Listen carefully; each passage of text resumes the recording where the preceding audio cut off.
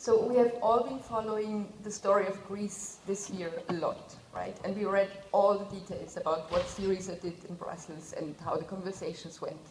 But there was one thing that was never answered in the media, and it was this like big mysterious secret. But maybe you can talk about it, the Eurogroup. Like when you go into this room talking to Schäuble and all these other crazy people, like what really happens in the room? Like no one ever told us what is it? Is it werewolves or like what is it that happens? Like people go in with an opinion and they come out with another one. Like no, let me tell you what happens with you.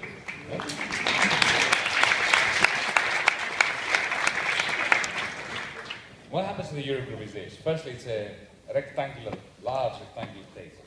And along the long sides of the table sit the finance ministers. Yeah?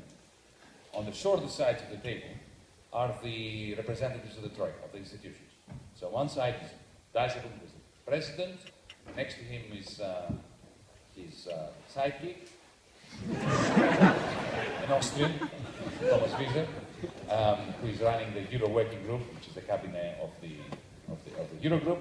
And next to that person is the representative of the International Monetary Fund. Sometimes it's Christine Lagarde when she comes. Other times it's Paul Thompson, who is the IMF person responsible for Europe. Right? And then there is Klaus Regling from the ESM on the other side. That's not that important. On the other side of the table, again, the Troika is Moscovici representing the Commission, and Dombrovskis, the Latvian, who's sitting next to him. And of course, the most significant person is Mario Draghi, representing the ECB, who actually is neighboring Wolfgang Schäuble, who's always at that corner, next to Mario Draghi. Okay? And what happens, let's say that we're discussing Greece or Portugal or Spain on the agenda. What happens is the president says, okay, now we're going to take stock of developments economic developments in Greece. Yeah? I shall ask the commissioner to kickstart the discussion. So Moscovici speaks on behalf of the Commission, what he thinks has been happening in Greece, what the challenges are, the latest discussions with the government, latest economic statistics, and so on. But of course, the finance minister has nothing in front of him, right? Nothing. Zero. Zero. No file, no data, nothing. So Moscovici speaks for about 5–10 minutes. Then the baton is passed to Mario Draghi, who gives his spiel from the perspective of the central bank. Then it's the representative of the IMF, which is astonishing, isn't it? We have the representative of the IMF in our own governance body. The representative of the IMF speaks, and then Dijsselbloem says, Yanis, your turn, because we're talking about Greece. So I have 10 minutes.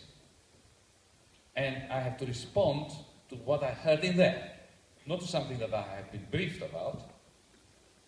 And often, what you hear is completely unsubstantiated or completely out of the blue. You have no prior warning that these arguments will be made. Yeah? So you have to improvise for 10 minutes. And then the floor is open for other finance ministers to contribute.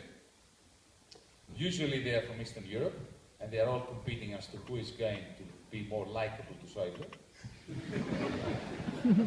To the extent sometimes Wolfgang gets annoyed with them.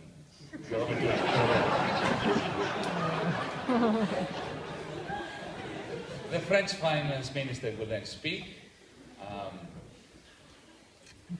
Enough said. And that lasts about an hour and a half. Usually. Sometimes less. And then we can spend up to 6–7 hours debating the communique that will come out. That's it. That's the Eurogroup. That is the Eurogroup. Everybody is speaking without having any information, any substance, no substance. So all the decisions have been made before. Don't ask me by who. So thank you, Yanis. Thank you, everybody.